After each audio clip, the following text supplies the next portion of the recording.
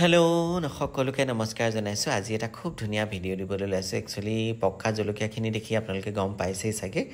এয়া জলকীয়া বজাৰত দেখিলোঁ, একদম পকা পকা কিনি আনিলোঁ। এইফালে মই ভিনেগাৰত তিয়াই থৈছোঁ সৰিয়হ, বগা সৰিয়হ অলপ তিয়াই থৈছোঁ, আৰু এইফালে নহৰু আদা এনেকৈ কাটি থৈছোঁ। তাৰপিছতে আজি ভাবিলোঁ আচাৰ বনাওঁ, পকা জলকীয়া আচাৰ, পকা জলকীয়া আৰু কেঁচা জলকীয়া মিক্স আচাৰ বনাওঁ। গতিকে এয়া জলকীয়াখিনি ধুই ল'লোঁ, ধুই মেলি তাৰপিছতে অকণমান ৰ'দত দিব লাগিব। এয়া চব ৰেডি কৰি ৰাখিছোঁ। তাৰপিছতে এতিয়া জলকীয়াখিনি সৰু সৰুকৈ কাটি ল'লোঁ। এইখিনি কটাৰ ভিডিঅ'খিনি নেদেখুৱালোঁ, আৰু কটাৰ পিছতে অকণমান ৰ'দত দিবলগীয়া হৈছে, কাৰণ জলকীয়াখিনিৰ পৰা যিটো পানী আছিলে, মইশ্চাৰ আছিল জলকীয়াখিনিত, সেইটো অকণ শুকালে জলকীয়াটো বহুত দিনলৈ ভাল হৈ থাকিব, আচাৰটো ভাল হৈ থাকিব, নেভেঁকুৰে। গতিকে এনেকৈ অকণমান ৰ'দত দিয়াটো নেদেখুৱালোঁ, আৰু এইখিনি আনিলোঁ ৰ'দৰ পৰা। এতিয়া ধুনীয়াকৈ এইখিনি এটা পেষ্ট বনাম। মই একচুৱেলি টুকুৰাকৈ নকৰোঁ, পেষ্ট বনাই পেলাই আচাৰটো কৰিম। এয়া ধুনীয়াকৈ মিক্সিত পেষ্ট বনালোঁ, পেষ্ট বনাই নহৰু আদাৰ সৈতে পেষ্ট বনাই এয়া ৰাখিছোঁ, আৰু এইফালে সৰিয়হখিনিও পেষ্ট কৰি ল'লোঁ। তাৰপিছতে পেষ্ট কৰাৰ পিছত এতিয়া এইখিনি আকৌ মই ধুনীয়াকৈ অকণমান ভাজিম, যিহেতু জলকীয়া ভাল হৈ থাকিব। এইখিনি তেল গৰম কৰিলোঁ, আৰু তেল গৰম কৰাৰ পিছত তেল গৰম হৈ যোৱাৰ পিছত মই যিখিনি পেষ্ট কৰি ৰাখিছিলোঁ জলকীয়া, সেইখিনি ধুনীয়াকৈ এই তেলত দি দিম।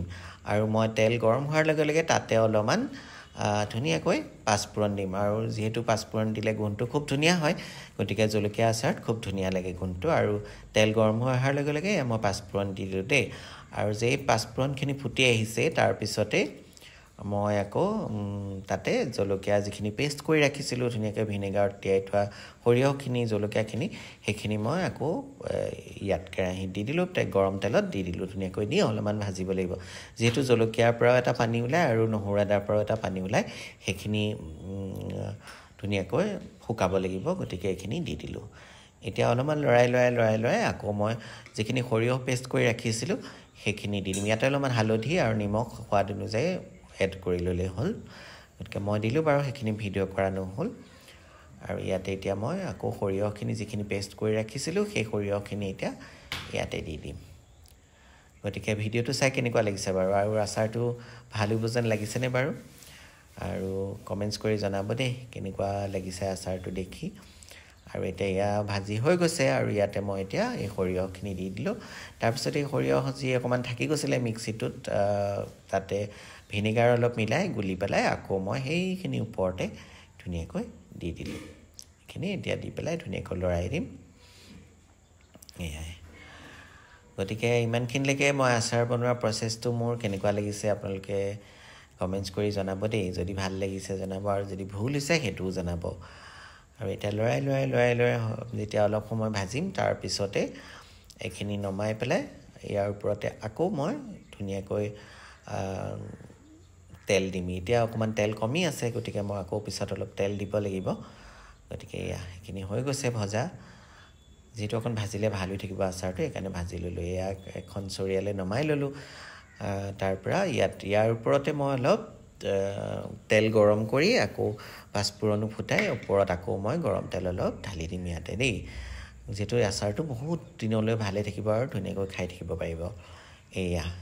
এইটো দিয়াৰ লগে লগে আচাৰটো ৰিচেণ্ট খাব পাৰিব আপোনালোকে। দেখিছেনে, ফৰকৈ পূৰা একদম উতল আহি গৈছে, আৰু নাকত ধৰি গৈছে আৰু গোন্ধটোৱে ধুনীয়াকৈ। আৰু এইটো খাওঁ বুলিলে লগতো খাব পাৰি, আৰু যিহেতু দুদিনমান ৰাখিলে আৰু ভাল লাগিব। গতিকে আৰু মই এইখিনি যেতিয়া লৰাই তাৰপিছত মই অলপ ৰ'দত দিম। এই ৰ'দ দি পেলাই তাৰপিছত আকৌ লৈ আহিম। গতিকে আচাৰ বনাবলৈ ইমান সহজো নহয়, গতিকে অকণমান খাটনিও আছে। গতিকে বনাই আছোঁ, কি হয়গৈ নাজানো। আৰু সৰিয়হৰ তিতাটো কিন্তু এনেকৈ বনালে একেবাৰেই নাথাকে। মই আগতেও বনাইছিলোঁ, একেবাৰে তিতাটো থকা নাছিলে। আৰু ইয়াতে যদি আমচুৰ পাউডাৰ থাকিলে হয় মই দিলোঁহেঁতেন, কিন্তু আমচুৰ পাউডাৰ নাই। গতিকে মই সেই ভিনেগাৰৰ যিটো টেঙা আছে সেইটোতে হ'ব, আৰু টেঙা নেমু দিয়া নাই। এনেকৈ আচাৰটো আৰু খাম আৰু খুব ধুনীয়া গোন্ধ এটা আহিছে, আৰু কালাৰটো কিন্তু খুব ধুনীয়া হৈছে দেখিবলৈ দেই। আৰু আপোনালোকে দেখি কেনেকুৱা পাইছে? আৰু পকা কেঁচা যে অকণমান সেউজীয়াও ওলাই আছে, এইটো কিন্তু বিৰাট ধুনীয়া হৈছে কালাৰটো, হয়নে বাৰু?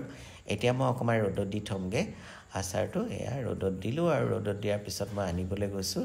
এয়া ধুনীয়াকৈ ৰং এটা হৈছে আৰু ওপৰত গোটেই তেলখিনি একদম ধুনীয়াকৈ বিৰিঙি আহিছে আৰু দেখিছেনে ইমান ধুনীয়া যে কালাৰ এটা হৈছে গোন্ধটো যে কেনেকুৱা ধুনীয়া হৈছে গৰম গৰম হৈ আছে ৰ'দৰ গৰমত বিৰাট ধুনীয়া হৈছে মানে গোন্ধটো আৰু খাওঁ খাওঁ লাগিছে ইয়াৰ লগত লুচি বা দাইল ভাত অকমানৰ লগত আচাৰকণ লৈ যে ইমান মজা লাগিব খাই নহয় মুখৰ পানী আহিয়ে গৈছে আৰু মোৰ মানে গতিকে আজি অকমান আচাৰৰ ভিডিঅ' আপোনালোকলৈ আগবঢ়াইছোঁ কেনেকৈ আচাৰ বনাইছোঁ মই পকা আৰু কেঁচা জলকীয়া সৰিয়হ নহৰু দি পেলাই সৰিয়হ আদা নহৰু দি এইটো আচাৰ গতিকে এতিয়া মই ৰ'দৰ পৰা লৈ আহিলোঁ ৰ'দৰ পৰা লৈ আহি এইটো ইয়াতে লৰাইছোঁ তাৰপিছতে মই ধুনীয়াকৈ চিচাৰ বৈয়াম 3টা ৰেডি কৰি ৰাখিছোঁ যিহেতু এটা বৈয়ামত নাটিব আৰু সেইকাৰণে বটল মই ঘৰলৈ লৈ যাম গতিকে সেইকাৰণে তেনেকৈও ভৰাইছোঁ আৰু ঘৰলৈ লৈ যাম বুলিও বিহুত যেতিয়া যাম তেতিয়া বটল ঘৰলৈ লৈ যাম ধুনীয়াকৈ আৰু এয়া বটলত ভৰাবলৈ ৰেডি কৰিছে যিহেতু এই বটলটো বেছি চাফা কৰা নাই আগতে আচাৰ আছিলে সেইখিনি অজৰাই পেলাই ভৰাই দিছোঁ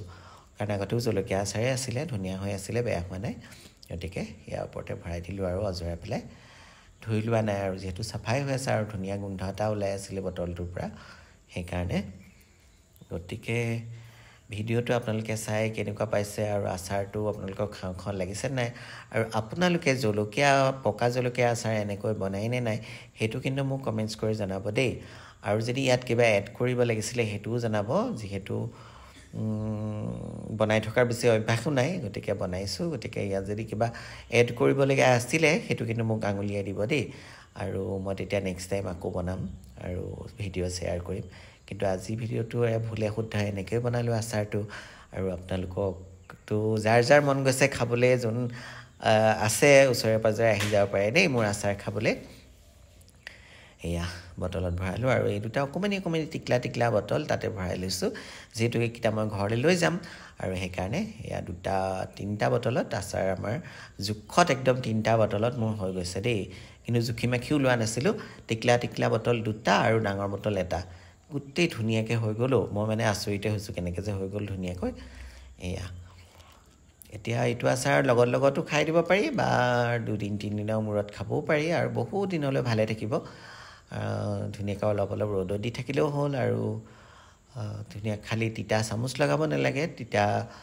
হাত লগাব নালাগে তেতিয়া আচাৰ বহুত দিনলৈ ভালে থাকিব আৰু অলপমান ৰ'দত দেখুৱাই থাকিব আচাৰটো তেতিয়া ৰ'দেও ভাল পাব আৰু আচাৰেও ভাল পাব ৰ'দটো পাই আৰু ধুনীয়া হৈ থাকিব দেখিলেনে ইয়াত 3টা বটল মোৰ সম্পূৰ্ণ হৈ গ'ল আৰু বটলকেইটা যে ইমান ধুনীয়া লাগিছে দেখিবলৈ আৰু আচাৰকণ মানে ইমান ধুনীয়া বেছি গোন্ধটো হৈছে খাওঁ খাওঁই লাগি আছে মানে গতিকে এতিয়া মই ভাতৰ লগত অকণমান ল'মেই আৰু খাবই লাগিব টেষ্টটো কৰিবই লাগিব নিমখটো কেনেকুৱা হ'ল টেঙাটো কেনেকুৱা হৈছে গতিকে টেষ্ট কৰিম আৰু আপোনালোককো ভিডিঅ'টো দেখালোঁ আৰু আপোনালোকে ভিডিঅ'টো চাই কেনেকুৱা পালে আৰু কেনেকৈ বনাইছোঁ আৰু আপোনালোকৰ যদি ভুল হৈছে সেইখিনিও জনাব বাৰে প্ৰতি কৈছোঁ মই যদি কিবা ভুল হৈছে আচাৰটো বনোৱা আপোনালোকে কিন্তু মোক কমেণ্টছ কৰি জনাবলৈ নাপাহৰিব দেই গতিকে মোৰ ভিডিঅ'টো চোৱাৰ বাবে ধন্যবাদ আৰু ধুনীয়া ধুনীয়া কমেণ্ট দিব আৰু এনেকৈ মই ভিডিঅ'বোৰ দি যাম আজি আচাৰ দিলোঁ আকৌ নাচৰ দিম আকৌ বিয়াৰ মেকআপৰ দিম আৰু শ্বুটিঙৰ দিম ভাত খোৱাৰ দিম গতিকে মই ভিডিঅ' সদায় দিয়ে থাকিম গতিকে আপোনালোকেও এনেকৈ আঁকোৱালি ল'ব গতিকে আপোনালোকৰ আঁকোৱালি লোৱাটোৱে মোৰ আশীৰ্বাদ